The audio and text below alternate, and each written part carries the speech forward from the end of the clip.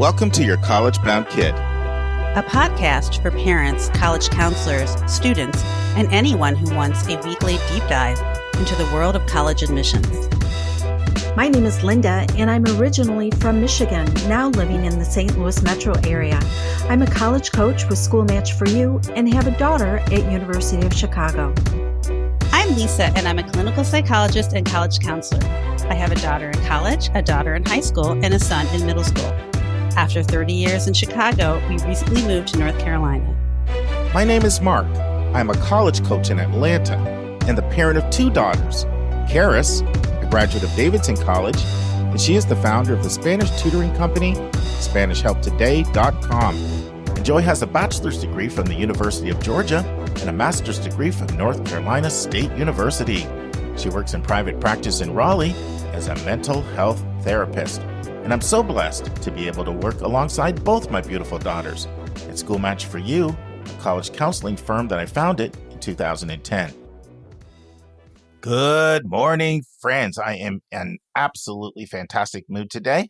You know, Dave often calls me a weather weenie, and that's in the context of, he's soft. He doesn't like the weather. Well, there's a flip side to that. I love the sun, and I love it when it's warm. And every day's between 77 and 85 this week.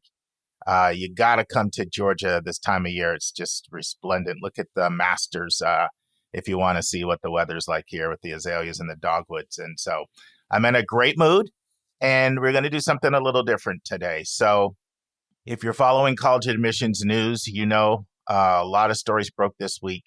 Harvard had said they were test optional through their college class of 2030 or high school class of 2026, and then they were going to be reevaluating it. And then they reversed that decision. They didn't even let the full 2026 play out.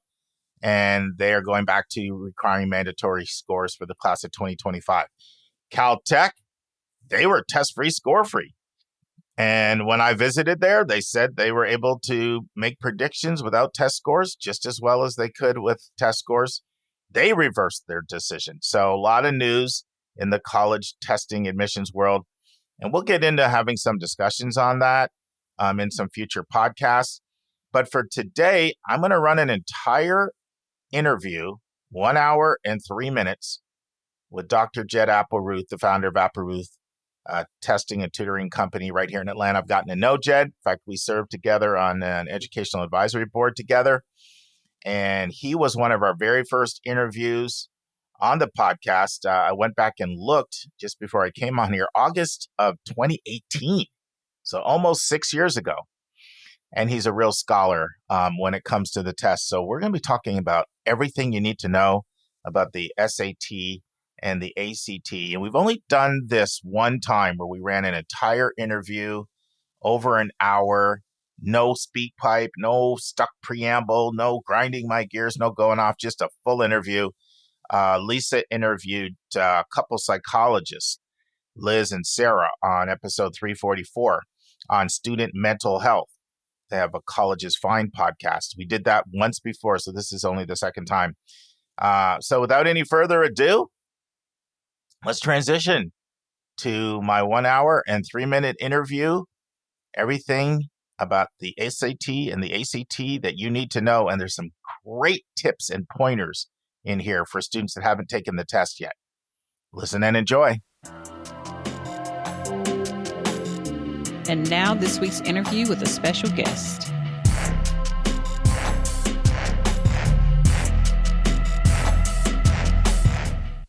Friends, very excited about my interview with Jed Applerouth. Jed starts out by giving his background, and he tells us a little bit about Applerouth. He talks about the work Applerouth does for students with executive functioning. Jed and I talk about public flagship colleges and their insane out-of-state selectivity. Jed gives us the history of the ACT, and he tells us what is going on with the ACT. Jed makes a case for why the digital test is so much better than the paper test. And I'm going to quote Jed here. He says, the SAT is eating the ACT's lunch. Jed explains why he believes that. Jed explains what adaptive testing is, and he shares why he is a believer in adaptive testing. Jed talks about whether he sees the ACT going to adaptive testing. Jed and I discuss why students like the digital SAT. Jed talks about why some students still do better and prefer the ACT. Jed talks about the controversy around the first digital SAT being so much harder and the rumor that students scored so much lower on the March 1st digital test. And Jed answers the question, does he recommend a student not take the ACT or the SAT until they have one semester of Algebra 2? Jed lets us know what type of score gains a student should expect if they do test prep. How much can they expect their score to improve? He answers the question, is one-on-one test prep superior to group testing? Jed shares what the research shows about the best way to improve your test scores. Jed answers the question, how many hours of test prep does the average student need? Jed talks about the role of practice tests in improving your test scores. And finally, Jed shares what the research shows whether a student should take the test 1 time, 2 times, or 3 times. Listen and enjoy. Friends, I'm here with Jed Applerouth, the founder of Applerouth Tutoring and Testing. Great to have you back, Jed. It's been 5 years. 5 short years. It's great to be here again, then.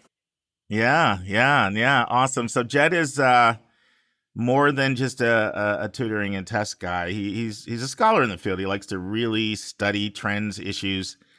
And we just thought we'd put the mic on and talk about a couple of trends and things we're seeing and hearing out there. So one of the things I want to talk to you about, Jed, is the ACT versus the SAT.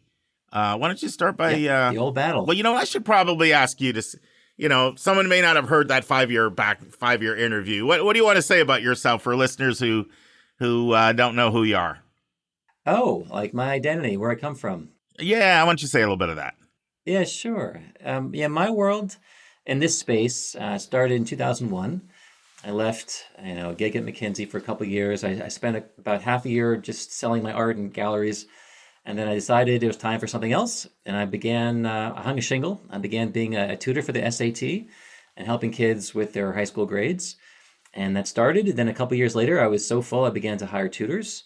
And then we began to expand from Atlanta to DC and New York, then Chicago and Seattle. Things just really expanded and grew. And 23 years later, I'm still here doing some of the same stuff, doing a lot of work with families and kids, trying to help them with their grades. And my tutors predominantly work now with the testing space, but I stay very current and I research it, I talk about it, I write about it. Just what's happening with the duopoly of testing with test optional versus test required, test blind, looking very closely at the movements in that space because it really affects us. And just, philosophically, I'm interested in assessment. My background was, I got a doctorate in educational psychology and looking at how do you measure, how do you assess, how do you create good assessments, how do you use those in a fair way. And so I'm always curious. And also, how do you allocate and mete out these limited spots at these schools? Well, what do you want to measure? What do you want to use? Whether it's high school grades or testing. So to me, it's all very interesting how to solve this problem. When you have more demand and small supply, how do you square that? Yeah, Jed and I did what I do with Susan and Julia. We had our big warm-up talk where we got into talking about all these schools and issues and trends. And then I said, let's hit the mic and record because, Jed's fascinated by this kind of thing. Why don't you talk about the size and scope? Applerouth is Atlanta's proud to claim us as your own, but you've grown quite a bit. Let people know how many contractors and people are part of your organization now. It's pretty big. Several hundred. We have a good sized team, and we've been this way for a while. We started one of my best tutors. I had 2 tutors move in 2009, and they left Atlanta. One of them went to DC, one to New York, and we followed them. And I began just flying up there, giving talks, presentations, talking to independent consultants like you, going to national conferences. And then I had another great tutor go up to Chicago for a PhD. I followed. And also a great tutor went to Seattle. So things began to happen just organically. Now we have people in a number of markets and definitely internationally. We have a pretty good reach working with IECs who have kids all over the globe. And I have tutors who they turn on their camera on Sunday and they're bouncing around between China and Australia and Africa and Sweden. It's fun. It's it's like international popcorn. But we definitely have a good scope, several hundred tutors, and we work with thousands of kids. We're also doing a lot more big district work where, like the Fulton County, we're doing a lot of work on a much broader scale, helping with pandemic-related learning loss, trying to help kids get caught up, just doing foundational, grammar and English and math skills. because there's definitely still a pretty big gap in certain populations. So we're working at the school level, district level, and with many individuals as well. And I know you started moving into helping kids with learning differences for a while. Why don't you talk a little bit about what you're doing with that? Yep, we began to work and working with students with LDs in the testing space. That's something that we've been doing for 20 years, and that was part of what brought me back from my degree in counseling and in ed psychology. Is certain kids come and they have ADHD, they have dyslexia, they're on the spectrum. So we definitely have a pretty wide scale of tutors with different levels of expertise and mastery. We began to focus more on executive functioning, helping kids who are struggling and I have a lot of kids who, they have ADHD, other issues with attention processing, and trying to help them manage themselves, their schedules, their resources. I'm working with kids personally, both in high school and in college, trying to help them stay on the straight and narrow, off probation, doing better in their classes. And that work to me is really rewarding and enriching, seeing kids really launch and find their own way. Great. And how long ago, Jed, would you say it was where you started moving more to, I don't know if I want to call it a strategic, tactical, like I see you as you do a lot of research, do a lot of work on your blog, do a lot of webinars, and speak to a lot of sort of national trends and issues. You know what? I began talking about this and writing about this in 2006.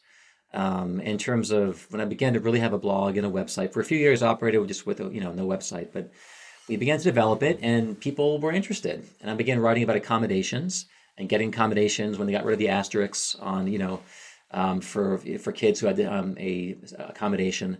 And it just became something, and following the trends like the duopoly, the race between the SAT and the ACT, with all the redesigns in 2005, the redesign, then 2016, the big redesign. People, turn to me as someone with knowledge in the field who've seen the test change over time and seen the responses of both clients, customers, schools, and colleges.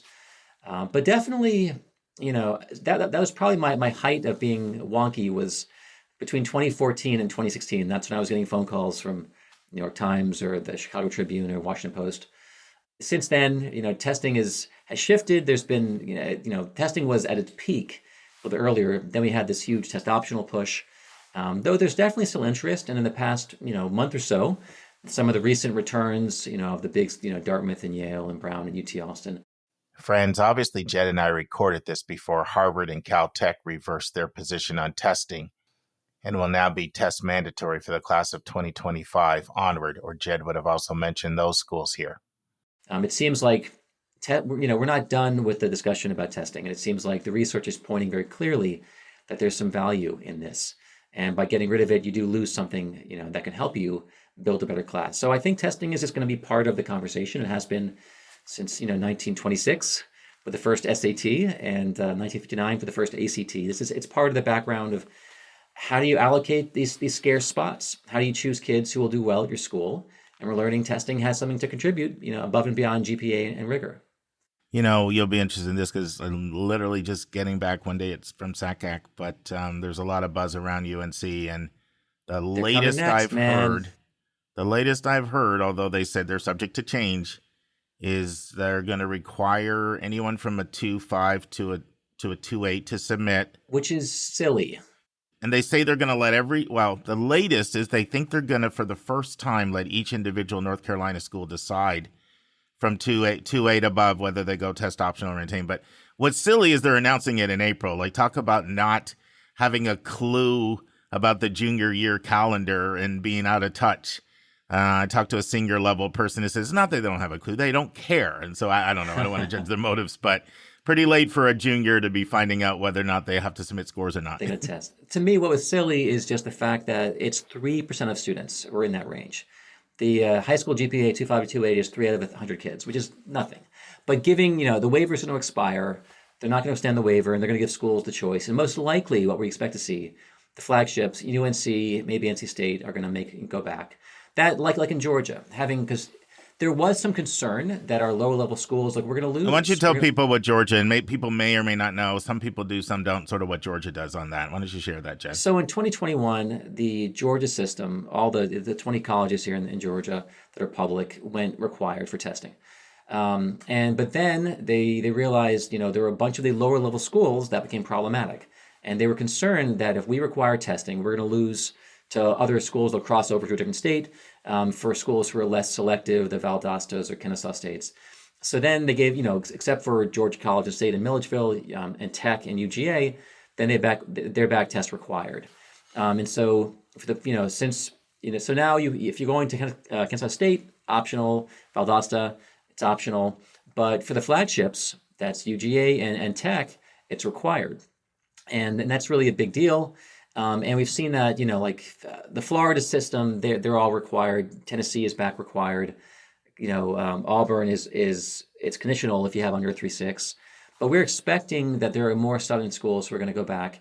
And it's much easier for the flagships because, Chapel Hill, their acceptance rate, is very low. Their yield is pretty strong. They're not so worried. The same as, like Dartmouth or Yale. They're not worried if we lose some students who don't have test scores because they can already fill the class 3 times over at UNC Chapel Hill. Jed, this will probably surprise you, but, I spent half a day there.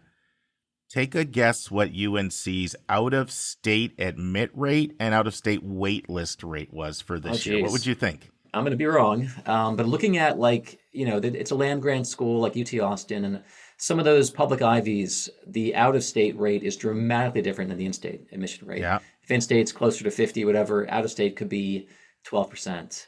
6%. 6%. Chapel 6%. Hill. That is nuts. I didn't know it was that what's crazy. Worse. What's and the wait list rate. Well, the wait list is 3. So that means a 91% denial.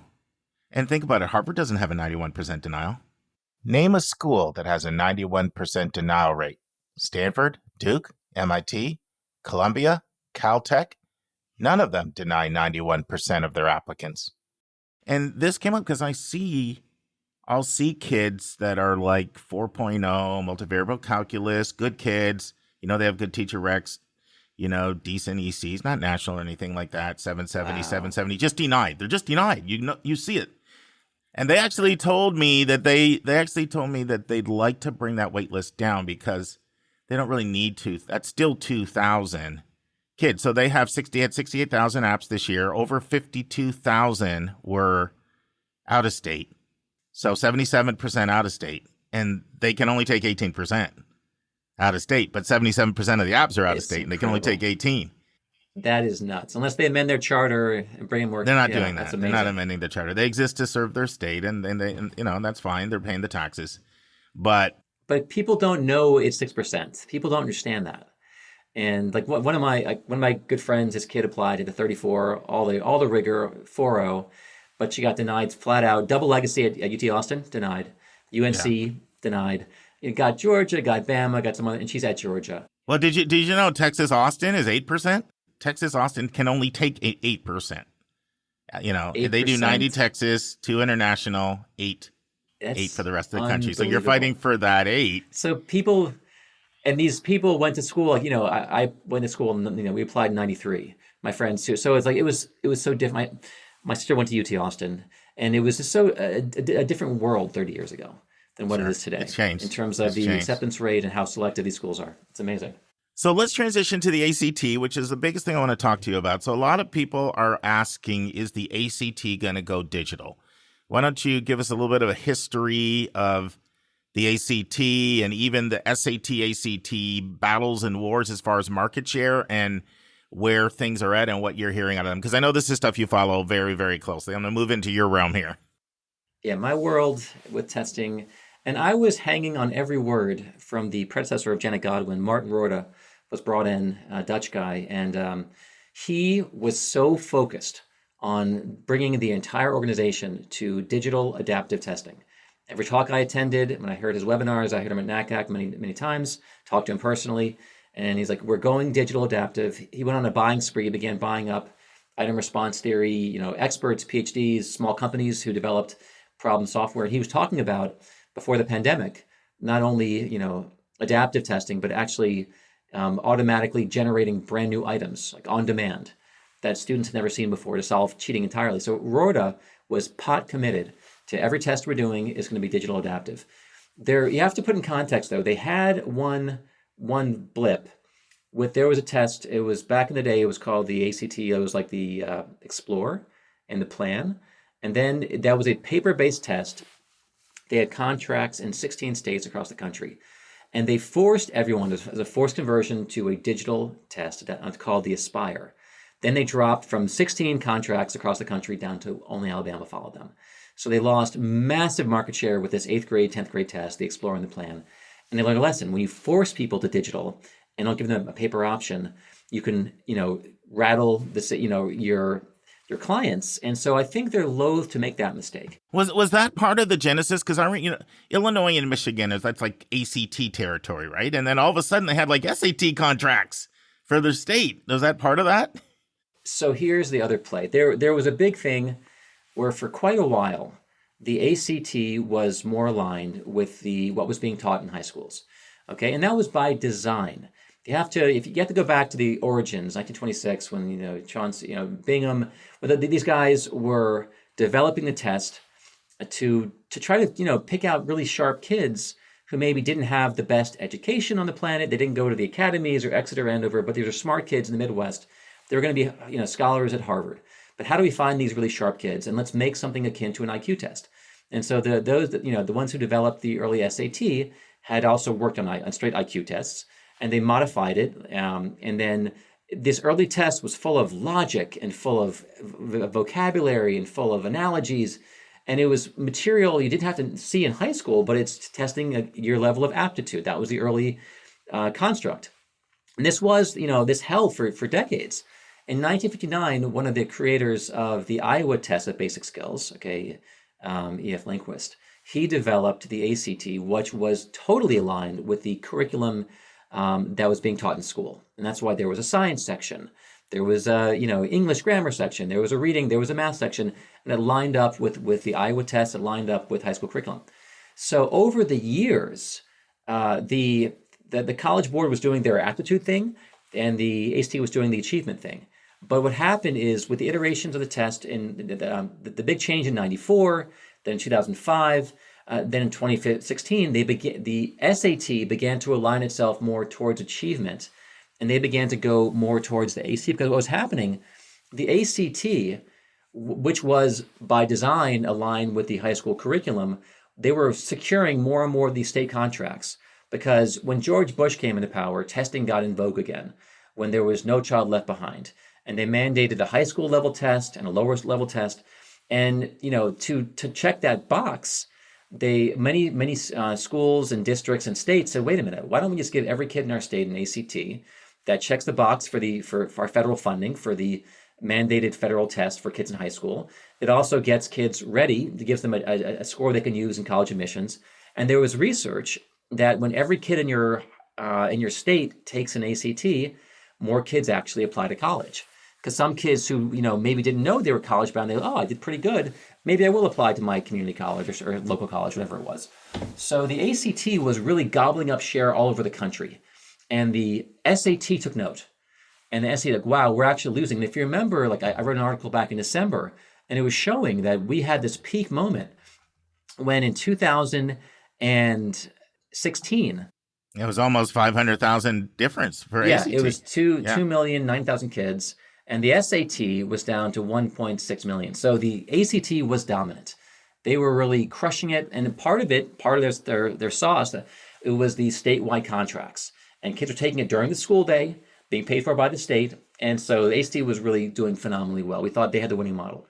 So the SAT, they had a brand new CEO came in, and he announced, we're going to retool, and we are going to align more closely with the Common Core state standards. That was under the Obama administration, we want to align this test with what's being taught in high school. And so then the SAT came out and said, we're going to be more aligned than the ACT, which was a radical departure. And anything that was tied to the old SAT math, gone. All the old vocabulary words, gone. This thing is going to be what's taught in high school. Reading in high school, Common Core-based math. And then they began to gobble up and win these contracts in Michigan and contracts in these states that before had been diehard ACT states, because they offered it at a lower price point with more Common Core alignment. And then they began to rise and rise and rise. And honestly, they surpassed the ACT. And that year was in 2017-18, they flipped. And then the SAT went from 1.7 million students to 2.136 million in 2018. So the SAT, then they hit 2.2 million in 2019 as the ACT was falling to 1.7 million. And then in 2020, the final year before the pandemic, you had 2.2 million takers for the SAT and 1.67. So things totally flipped. So the gamble paid off in spades, and the College Board was crushing it, and the ACT was floundering. And then the pandemic hit. It really beat up the ACT. They had to do forced layoffs. They were struggling. They were losing money when kids weren't. Whereas the College Board has their AP product and their suite of other products to help buffer the income when testing was down. And they still administered, 2 point whatever million students in AP exam in the height of the pandemic.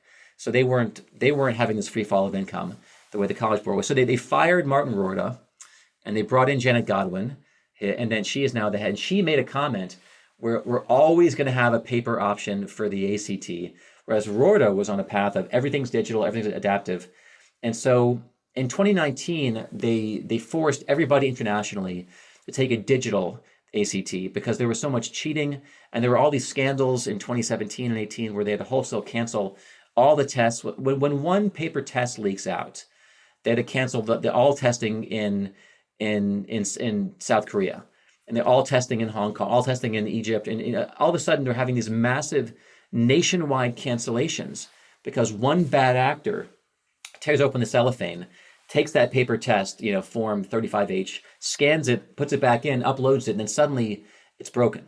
And there was even, in 2019, there was a compromised school day test in the US where they had to cancel a school day test, I think it was in September. Because again, one bad actor cracks it open, scans it if they're being paid by somebody, and then that's it. So there is a massive security problem with paper testing. And when you have a fixed static test form, if it leaks out, it's out. And it's ruined. And so that's the reason why the College Board is making this massive push. We're going digital adaptive, and we're never going to have the same test administered twice. Every kid gets a different test with different order of problems. And that's a tremendous, tremendous benefit in terms of test security. And that was part of what was driving this big movement of we should stop using tests because they're not reliable, because of this, there was a massive security feature and security flaw. And that's one of the reasons they got rid of the SAT subject tests, because they weren't iterating and innovating enough, and they were just being leaked. And then there were people, especially in Asia, who were gathering all of them, getting their kids ready. They were walking in there having seen every test that's in circulation. That's a problem. So adaptive testing solves for that. So Rorta was we're going straight up in that direction, but Godwin is hedging and saying, I'm not going to be the one to bring us toward that future. I think there will always be a paper option, which I think is a mistake, because this paper inherently has that security flaw.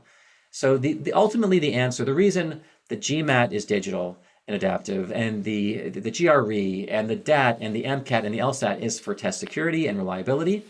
And anyone hanging on to the Scantron and paper, that is the past. So my sense is, and even right now, so the ACT is struggling pretty dramatically. And part of the struggle is they're losing on the school day testing world. That's driving a lot of the growth. 1.3 million kids took the SAT in a school day last year, and that number is going to rise this year. And part of it is the incredible flexibility. High schools have a window of 2 months, in March and April and May to take this and administer the test whenever they want on any given day they want, because it's adaptive. They're not worried about a kid seeing the test saying, oh, the answer, 1 is B, 2 is C. That's the problem with paper. And the ACT, with their paper test, they only offer a couple days in the month, in October, in March and April. But then if you go to a digital test, you have a much bigger window. That was something I was looking at earlier this morning, that the digital option, so you have, so the paper in April, either it's April 8th or 22nd on paper. However, online, you can administer it April 8th through 11th, 14th through 18th, 22nd, 25th, April 28th to May 2nd. There's a much bigger window, which gives more flexibility. And that's one of the reasons they're trying to push more digital testing. Digital testing on the ACT is not really an improvement for students, but it does create a bit more test security. That they have 40 tests in circulation. You're at form 14H, you're form 17C. I can push different test forms at you, which you're not worried about them being leaked in those windows. So I can give these kids this test form and those kids, and they're all been normed and standardized. But still, the SAT digital test is adaptive, and it's much shorter. kids have much more time per question, and it's a much better test. So the digital ACT, I'm not encouraging any of our kids to go there, because all it is, it's like a PDF form. Essentially, it's the exact same test. You have scratch paper, but you're not getting any advantage in terms of more time per question, fewer items. So I'm saying to kids, and honestly, even for districts, they're offering a discount of $2.25. That isn't enough of a motivator. If they're pricing the full scale ACT at $50, ultimately you have to give a better incentive. Like, it's $55. Well, they were doing BOGOs for a while. Remember, buy one get one free. And that's something that's interesting. We've noticed this. I'm on their mailing lists, and they're doing $5 off coupons. They're doing couponing, and they're doing all these like dumb titles. And then there was a BOGO in December. If you get one test, you get a second one free. Because obviously, discounting testing like that is such a weird marketing play of like selling it like it's, a box of Ritz crackers in a supermarket. I mean, this is, I don't know. I think applying a discount, you have to be careful with discounting in terms of the perceptions of your product and what you're signaling to the marketplace. So I think whoever the head of marketing is now, I don't know who the new person is. They've been, I actually looked it up, and they've been there for like 10 years. I thought they were a new hire, but they aren't a new hire. But they're trying some new strategy that's taking the playbook of consumer products, of doing discounts and BOGOs. So we'll see what happens. But I think the only answer, if my sense is, 200,000 kids took the digital adaptive SAT back in March. And the results are back. We've talked about those results. But the error rate was only 0.2%. Only 400 kids out of 200,000 didn't finish, which is amazing. Testament to this is a strong test. It's reliable. And even if things go down, like you don't need Wi-Fi the whole time. It's 2 hours and 20 minutes. That's the whole thing. And it seems to be working pretty well. We have now seven full administrations internationally. We have 300,000 kids who are taken internationally with very few issues. So this seems like a winning strategy. And now there were people on the sidelines saying, let's wait and see what happens with March. Well, guess what? Apart from that harder math module in March, it was a success. Kids got their scores in 10 business days. They've honestly kept all their promises. And now there are two more Blue Book tests available for preparation, which are more calibrated with what we saw in March, because March was harder than test 1, 2, and 3 in the Blue Book.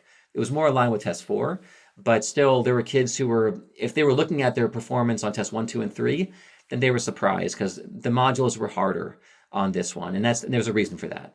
Trying to get more of a granular score distribution, make sure there weren't any big score drops if you missed 1 or 2 questions. So, but ultimately, it seems like the SAT is winning.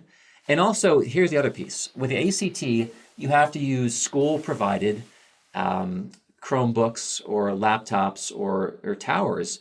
Versus the SAT, kids can bring their own tablet, their own laptop, and whatever they're practicing on at their home in the Blue Book is the one they bring and use.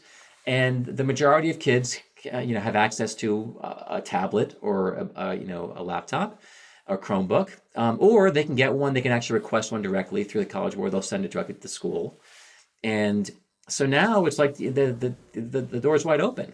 If they want to, my sense is March was 200,000 kids. May will be bigger, and then the summer testing. So I feels like, and also the first digital PSAT in October was also a success. We had 1.9 million kids. A lot of kids are taking it.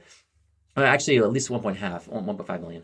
And so it was a good first rollout, and the experience of most administrators was good. They had one issue on October 11th when they didn't have enough server space, and there were kids waiting on the East Coast, and there was some of the spinning wheels of death for about an hour.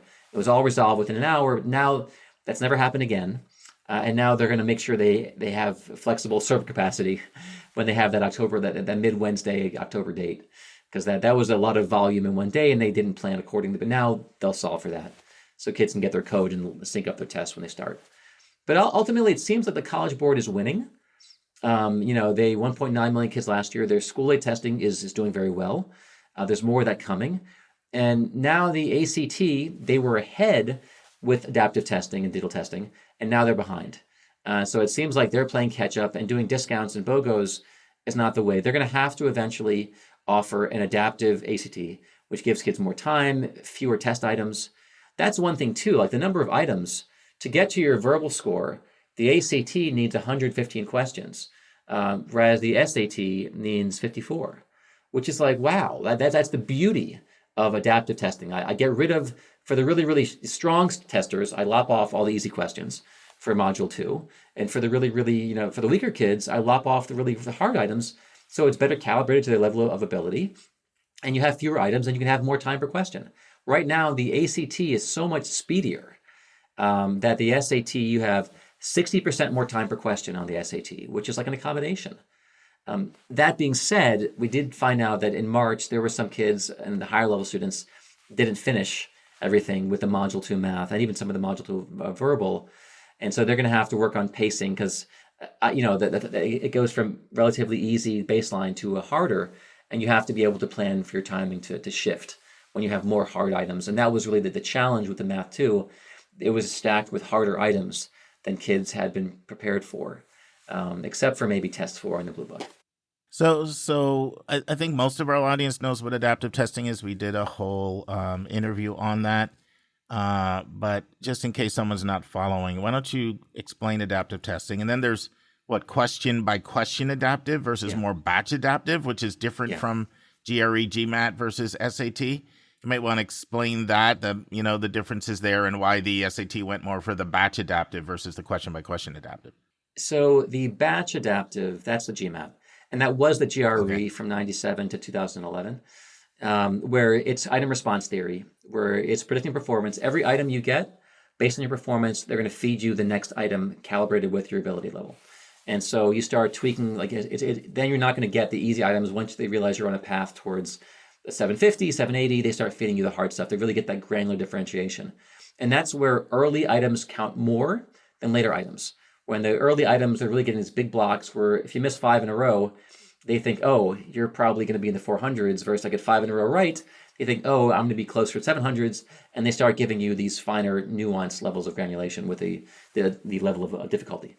So ultimately, that's the GMAT as it currently exists with item response theory. That requires, though, you have a reliable internet connection that's steady and solid. That's going to be tweaking and adjusting. Or at least, if you download the whole database to your laptop, then you have to have for sure power. But there are issues with that, and the GMAT, the GRE went away from there because there were some problems of item exposure where there were certain kids who were memorizing certain pathways through the problem set, and they realized that and that again, people are always trying to game this thing and cheat this thing because they're high stakes. High stakes tests will beget some bad behaviors. People will always try to cheat these tests. Because they matter. And so they decided it's better for us to do this section adaptive. And what that is, within a given section, the items aren't adapting or responding. I have a fixed section, and my baseline section has a certain recipe of number of easy questions, mid-level questions, hard questions, but that's pretty much fixed. And then at the end of that, I can go back and forth, change my answers, no problem. And that's how the GRE is. That's how the current SAT is. It's section adaptive. At the end of that time is up, it calculates my score and says, okay, you got about a third wrong, or you got fewer than, you got more than 2/3 right. We're going to feed you into a more advanced adaptive module that's going to have a recipe that's going to be more skewed towards middle and hard questions with far fewer easy questions. If I get more than a third wrong, they're going to send me to a relatively easier module, which skews more towards easy and mid-level questions and away from the hard questions, trying to help put me in a more appropriate level of difficulty. So it's banded. So that is what the current SAT is. However, one little wrinkle in there is something, they're still using item response scoring, where different test items have different weights, which is very different than the previous 90 plus years, where every item was one raw point, which converted to one scale point. Now, different items have different weights, but kids don't know that. It's not really meaningful for a test taker. But for us trying to design practice tests, we have to think very closely about how to assign different weights based on this more foundational concept. If you miss it, it's going to hurt you more than this more nuanced high-level concept, which counts less towards your final score. So the SAT is section adaptive, and it seems to work pretty well. And right now, with the Blue Book, we have an easier and a harder module. It's binary. I either go easier or harder. They could easily expand to, an easy, a mid-level, and a hard, or even 5 or 7. They could go as broad as they want. And they don't have to tell us, but right now it's binary based on the Blue Book apps that we've seen, their practice tests that they're showing us. Do you see the ACT going adaptive? I mean, I talked to quite a few people at this conference, and someone said, hey, like they let the SAT put the $90 million into R&D, and they figured they'd sit back and watch and learn from their mistakes. So they're watching. So the ACT was much, much more bullish on adaptive testing during the 5-year tenure of Martin Rorta. As the CEO, he was driven. He was acquiring companies like millions here, $3 million here, buying up these companies. They invested. They already made the investment, and they announced in 2018 when they said every test internationally will be digital. They announced in 2018 back with Rorta it would be digital adaptive. They punted on that, and they just made it digital, which still let them push any one of 45 different test forms. But they dropped the adaptive. That was a promise that wasn't yet delivered in 2019, but it was still coming.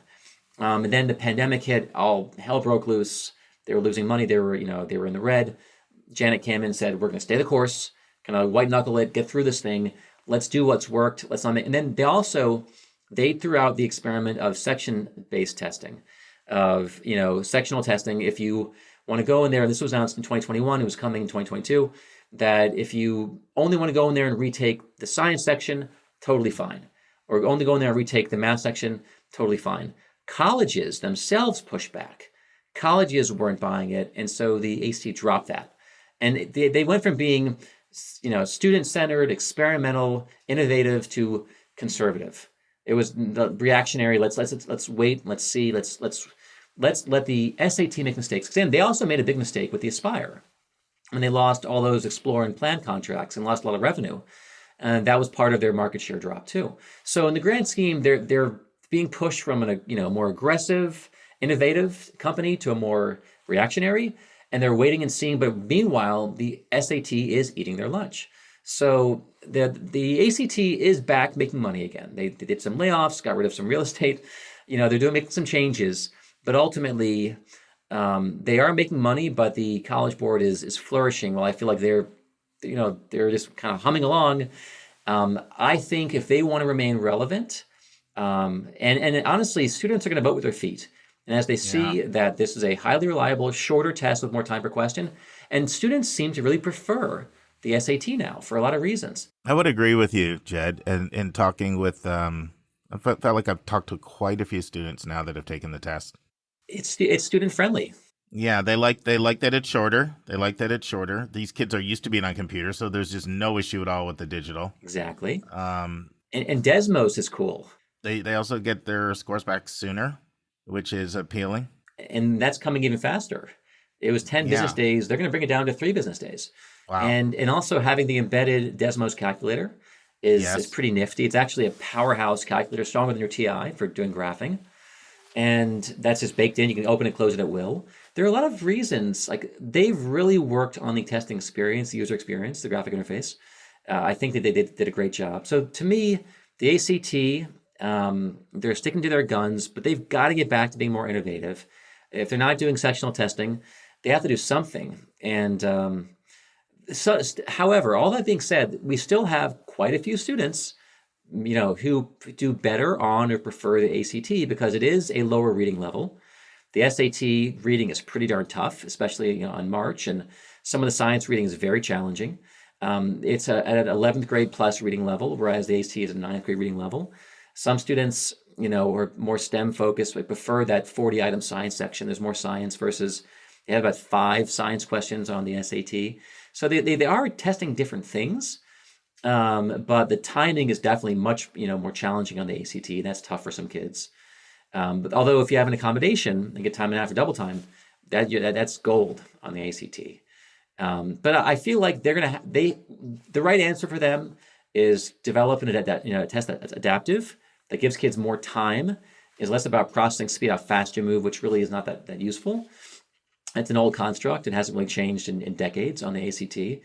But the College Board is very intentional. We're going to try to give kids more time. We're going to reduce the number of items, give you more time. And that's very student-friendly. And honestly, that's more, what are you measuring? Are you measuring speed? Or are you measuring what do you actually know? Which in college, there really aren't that many speed tests in college. And so I feel like lowering the focus on processing speed is a smart thing to do for a testing company. And so I think the College Board is they're making a lot of right moves to their credit. They took a risk, they rolled the dice, and they didn't give the option of paper or digital. It's digital. We're going whole cloth, period. Because again, paper has all the security problems. And so I think Janet Godwin, hopefully she's reading the tea leaves, looking at the numbers. But as the College Board keeps gobbling up more contracts and more kids take this, I feel like they have to respond. And I think that getting back on the path they were on in 2018, which is digital adaptive testing. And maybe they go item adaptive. But again, the challenge with item, if you need Wi-Fi for that, that's a challenge because Wi-Fi may not be as stable. We saw this. We actually saw that the College Board is doing better. They learned from the ACT rollout. When the ACT required everyone to go digital internationally, we had kids in Indonesia who they lost all their, the grid went down for a few minutes, whatever it is, they lost everything. Things weren't being backed up, and they were relying upon internet connections. Versus the College Boards, their model is you need Wi-Fi for only a second at the front. You download the test before, like on a Thursday, you're at home, you download the test. It's all encrypted. I go in there for the test day. They give me a code. I punch it in. It's unlocked. And then during that whole administration, I don't need Wi-Fi. Wi-Fi goes down in the school. Doesn't matter. It's all on my laptop or my tablet. And then at the end, to upload my results, I need it for a few seconds. And it's all on there. Even if there's no Wi-Fi in that school, I can leave and it's going to upload. But I need Wi-Fi for seconds, not for hours. And power, it's all being saved to my device.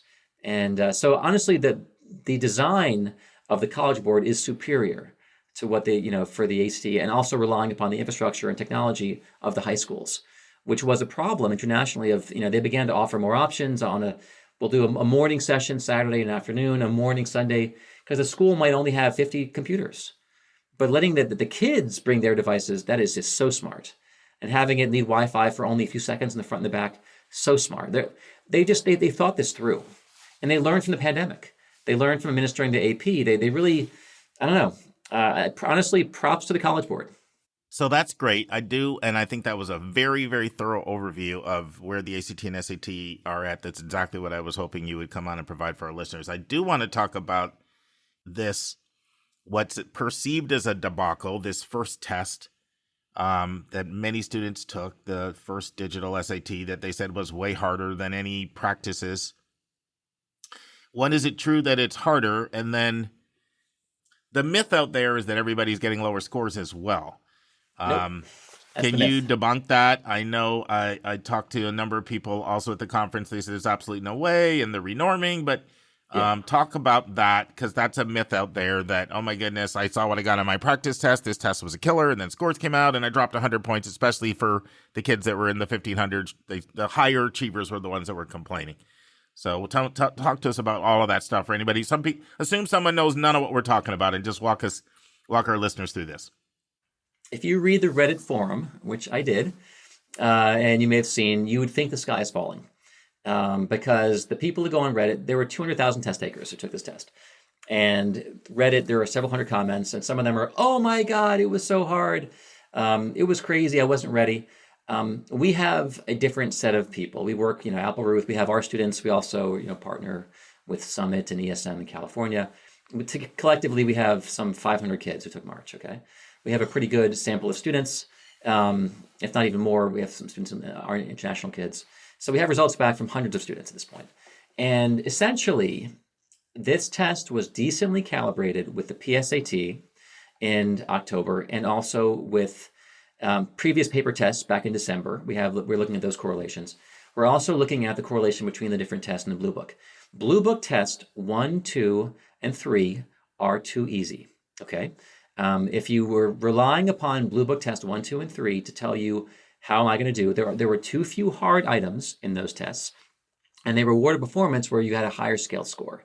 So kids who were getting a 1550 on the Blue Book test 1, 2, and 3 walked in there and then could have got a 1430, 1450, okay? However, the correlation between Blue Book test 1, 2, and 3 and this test, it was a decline in net score for the higher performers. Blue Book test 4, however, is more accurately calibrated with this current SAT. And they just released last Wednesday Blue Book test 5 and 6, which are also better calibrated with this test. So the calibration was off for the first 3 practice tests, which honestly, they should probably, amend those and chuck those and change those, because what happened with this test, for math especially, module 2, if you were routed to the harder module, you got more than 2/3 right. The math 2 module, typically the Blue Book test, if you analyze them, they were showing you have about 4 or 5 of the hardest problem types, level 4s, and then some middle and a couple easy ones. On this test, though, it skewed towards there were more hard items. There weren't like 4, there were more like 8 or 9 really hard items. And so if you've been practicing with there were only 4, suddenly it's like, whoa, if you're allotting your time according to the Blue Book test 1, 2, and 3, you're going to under-allot time because these items are more complicated. These items they were not novel in terms of concept we haven't seen before, but one of them had this, it was looking at similar triangles, and they presented it and it was just text. And you had to infer from the text, got to build these 2 similar triangles. I had to do the Pythagorean theorem. I had to infer from the area, the length of what, it was 3 or 4 steps, and then also similarity in terms of the 2 triangles. So it wasn't like the concepts were challenging, but it stacked 4 or 5 concepts in one problem. The kids had to go through this problem solving. So that the novelty was the stacking of, you have to do 3 or 4 or 5 steps of problem solving. So none of it was like, oh my God, but you have to think creatively. And if you hadn't seen this problem in Blue Book test 1, 2, or 3, so for us, we're retooling on our end. We have to go back to more, honestly, it's creative problem solving. These concepts are all foundational geometry concepts. So the items weren't like, holy cow, so hard, but they were a little bit more time intensive and took some creativity. And if you were looking to Desmos to solve it for you, well, you couldn't here. Desmos didn't get you out of this one. You had to think creatively about geometry. So it's all foundational concepts, but there were more of these multi-step problems, more difficult problems. But it wasn't the sky's falling. We have plenty of kids. We have kids getting 800s, kids who crushed it. But these often, kids who were doing really, really well in all the practice problems. But we are definitely making some harder packets, and we are renorming.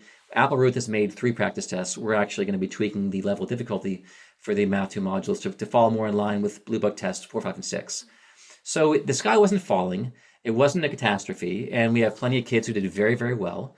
And also did correlate pretty well with the PSAT and with the December SAT. So anyone who tells you it was a disaster, again, of the 200,000 kids, I don't know how many were really unhappy, but we had quite a few very happy students among our hundreds of kids who took it for our companies. Are the safeguards in place? Can you talk about if the safeguards in place to make sure that there's a similar sort of like Bell distribution of scores compared to because that was one of the big things that the SAT promised. They said we did 15,000 simulations so that a school can know that 1450 is a 1450 and a 1250 is a 1250. You don't have to get into this digital test paper. That's so right. How were those, assurances put in place? Do you feel confident? And what can you say to give our listeners confidence? I don't know if you know the process they use to ensure that it will be fair, but I think that there's a lot of rumors out there that, that need to be dispelled on that. So the curve, they are still approximating the nice smooth bell curve. And part of it, one of the things they said, and talking to some of the College Board reps, is they want to have a more granular distribution. They want to have, there have been problems in years past. Like there was a whole issue, if you remember this, when they were doing the essay for the SAT. And they were norming then they did their experimental section for the kids who weren't doing the essay. Those are the ones they were norming the tests on. They were doing, but that group was a lower level group, so that they ended up making tests that were too easy.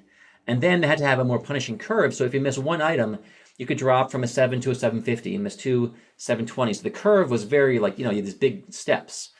What they want to have is a nice smooth curve where if I miss one, I could be at a 1590, I miss 2, 1580, miss 3, a nice smooth curve without these big steps.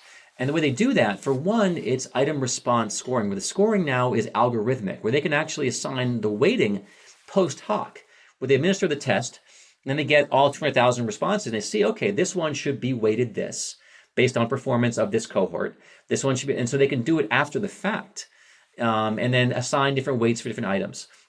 we're seeing scores of, kids getting a 790 on math and 760 and 770. So it seems like that curve is pretty smooth. But again, part of it could be, based on which module you went to and also which ones you got right or wrong. But we're not seeing these huge gaps, which is really interesting. So I think they're doing a decent job, and they're going to be able to. Their big pilot test they did with 5,800 kids, and they were able to get it down to like 14-point differential between a paper test and digital test. So there weren't these huge swings of like how you did on paper.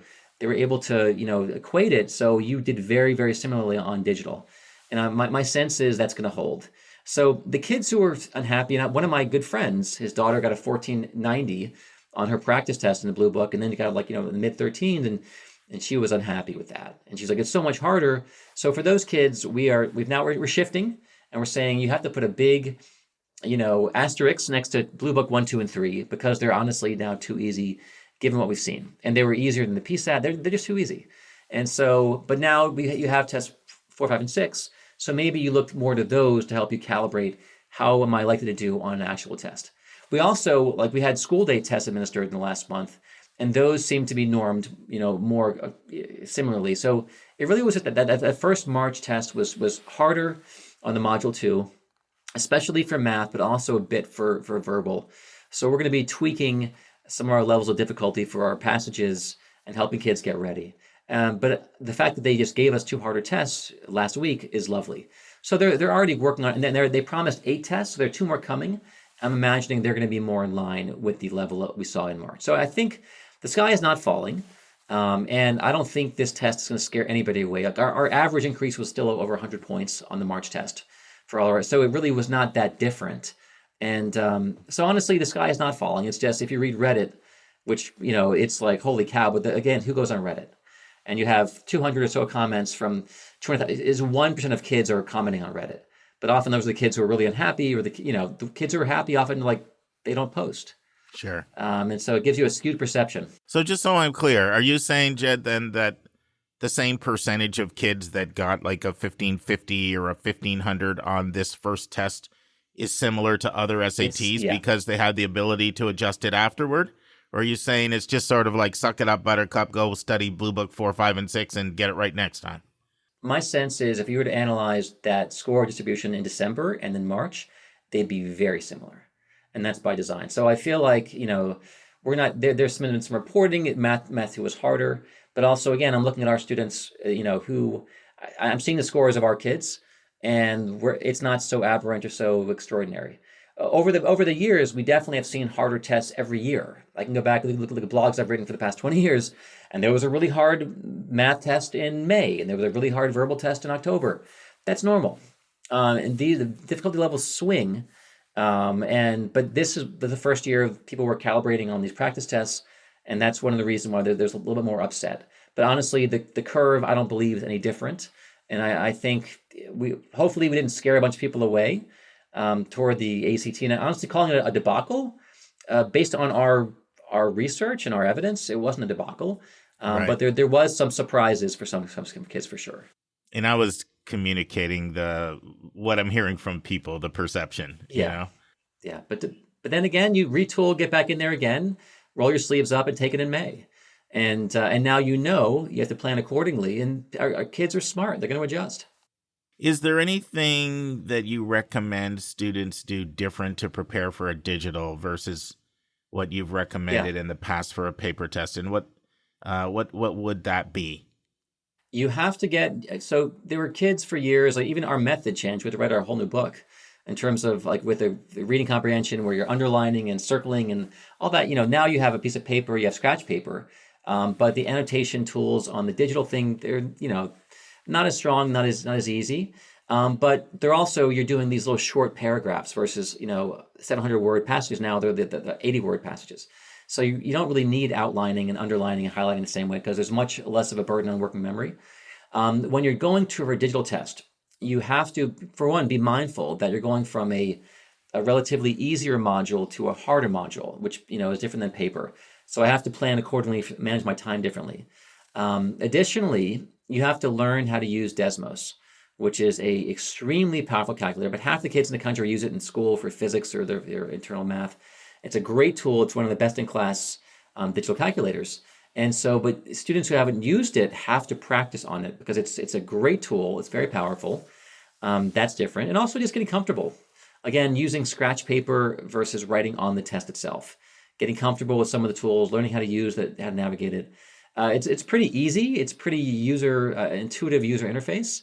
But I would say, I would never go in there cold for anything. Make sure you do at least one full practice test online. And most of our kids are doing 2 or 3 or 4. And so I feel like it's not that big of a lift, and kids are very comfortable with computers and answer. And honestly, I like being done with Scantrons and kids getting off on their bubbles. And I had that happen to one of my friends that took the SSAT, one of their kids, and they got off in the bubbles. And it's like, then they missed 100 points because it's so ultimately in the grand scheme. I love getting rid of Scantrons. That really is an old technology, and it's from the 30s from IBM. It's time to be moving on to the next thing. Do you still recommend someone being through Algebra 2 before they start their prep? That to me is still, that counsel definitely holds. The math itself hasn't changed that much, but there's a heavy reliance on Algebra 2, on functions, on quadratics, on graphing, intersection between graphing and functions. So that's 70%, of what the ST is. You have to really hit that hard. There's 15%, geometry and trig. Trig is one question per test. Then you have this arithmetic and doing some stats and some reading charts and tables. But algebra is the foundation of the SAT. So for sure, make sure you hit that pretty hard, and don't start it until you have one semester of Algebra 2 under your belt. I know this is hard because it's so individual, but for the average person, average tester, what does your research show? What type of score gains you would typically see with a group class versus one-on-one? And then a part 2 question would be, what's kind of the sweet spot in terms of hours of testing, that makes sense for an average person to commit to? And the score gains, the individual test prep it's a more efficient means because you're only focusing on what kids are missing on their practice tests, so you can get gains faster. But the groups are powerful too. You're covering a big swath of content. Kids are getting 100 points or so from the groups. We often see a lot of kids doing a group for the foundational concept and then some fine tuning. Then they do 4 hours of one-on-one. What are you missing exactly? Just you. More idiosyncratic, more focusing on their needs. But kids they're getting 160, 170 points. There are bigger gains than that. And even Khan Academy was showing gains of 100 points. If kids are committed and focused to doing 20 plus hours of prep, time on task is a major predictor of performance.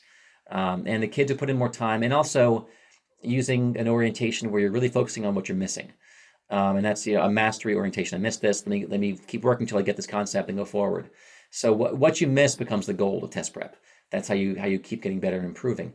But yeah, the most immediate direct path to score gains is one-on-one focus. What did I miss?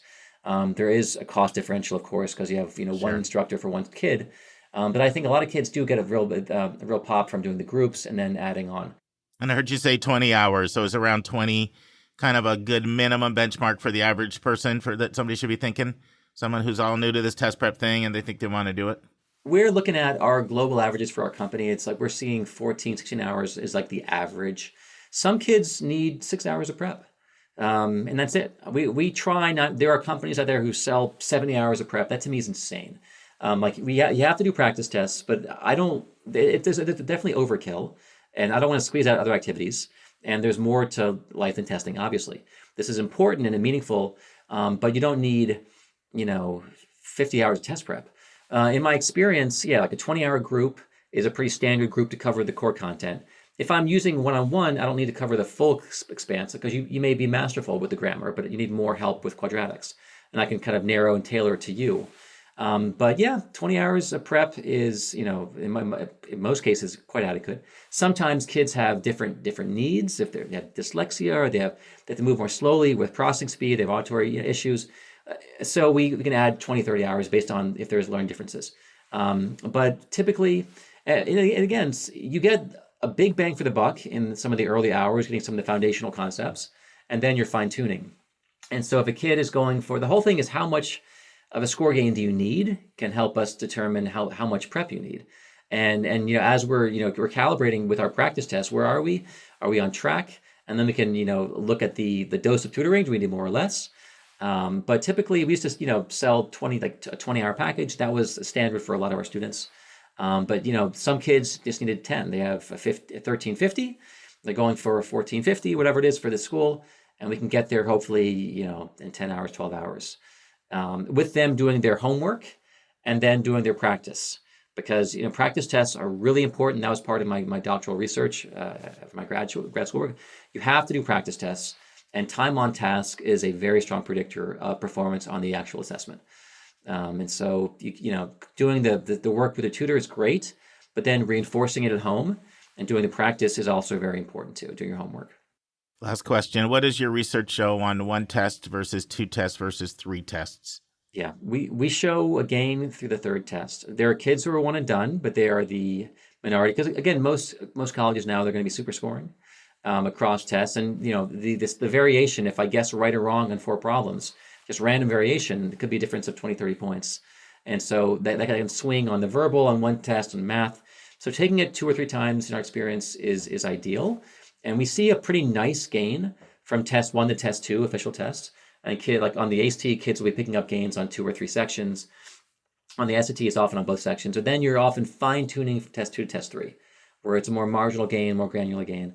But still, you might pick up 20, 30 points on 1 section, and you're going for your best. And so my experience is, I tell people, plan on a 3-test testing schedule. If you get there in 1, love it. If I get the score I need, then we're finished. But we still see gains for the vast majority of kids up to test number 3 officially. Beyond that, it's really diminishing returns, in some cases even negative returns. But I like having 3 in my planner.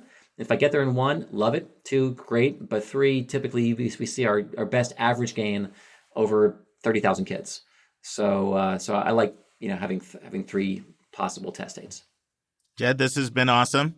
And only our first-time guests go on the hot seat. You survived the hot seat the last time, so you're exempt from our lightning round.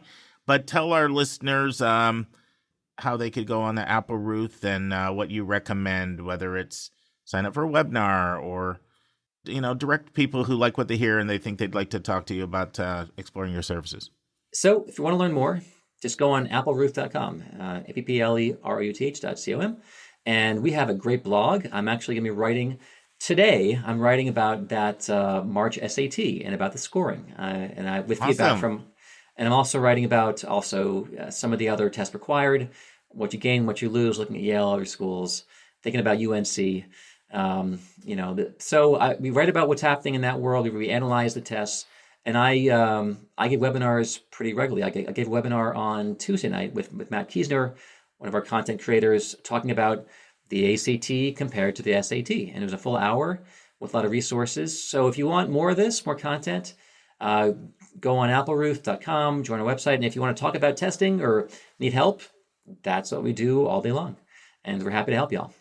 And so I'm sure if they sign up there, there'll be an opportunity to, if you want someone to talk to you. And we also offer the possibility of doing a free practice test for the SAT and the ACT. So if you're not sure about which test might be better for you, we offer everybody a free chance to do a practice. And our score feedback on the SAT has gotten fairly opaque.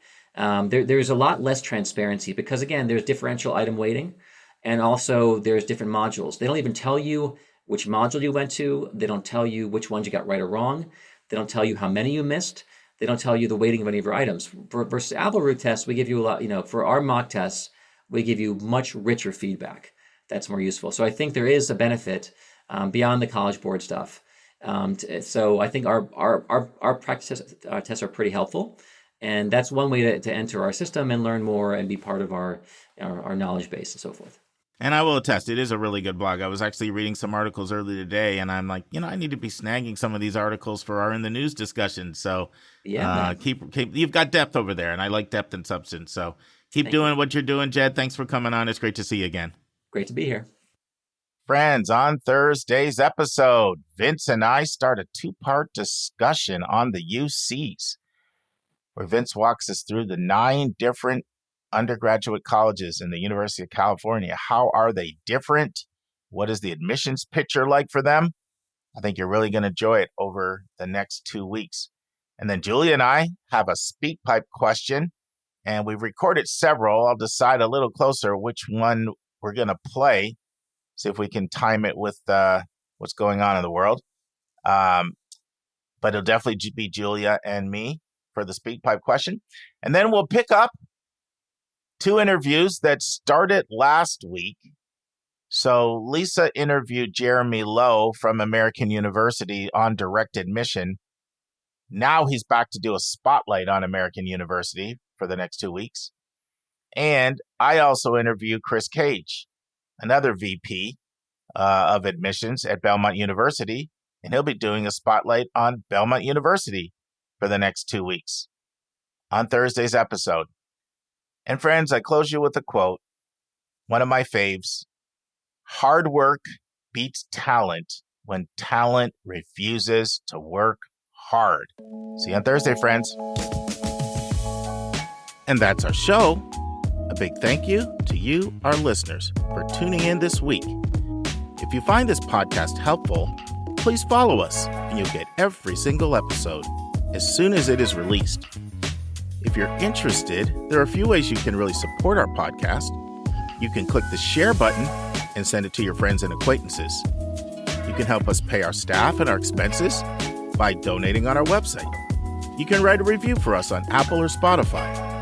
I'm the producer of the podcast, but we have a fantastic team of 15. Shout out to our co-host, Dr. Lisa Ruff, Dr. David Williams, Linda Depker, Susan Tree, Vince Garcia, and Julia Esquivel. And to our substitute co-host, Sylvia Borgo. Our sensational sound engineer is Nemanja Motvich. Our amazing music is from Victor Allen Weeks. Marketing designs are from Kimberly Blass. Lily Parikh manages our Instagram. Our image editor is Talha Khan. Joy Stucker does our website episode updates. And our webmaster is Stylianos Dimitriou. And if you want to have a coaching session with Lisa, Linda, or me, just text me at 404-664-4340. If you have a question you want us to answer, or if you have a recommended resource or article you think we should discuss, just send it to questions@yourcollegeboundkid.com. Our favorite method is for you to record your own voice at speakpipe.com/YCBK. By the way, check out our website where you'll find lots of content that is not on any podcast app. Our website is yourcollegeboundkid.com. If you want to learn about other hot admissions topics, follow us on Twitter at YCBK Podcasts. We think of you as our listening family, and we look forward to meeting again with you every single Monday and Thursday.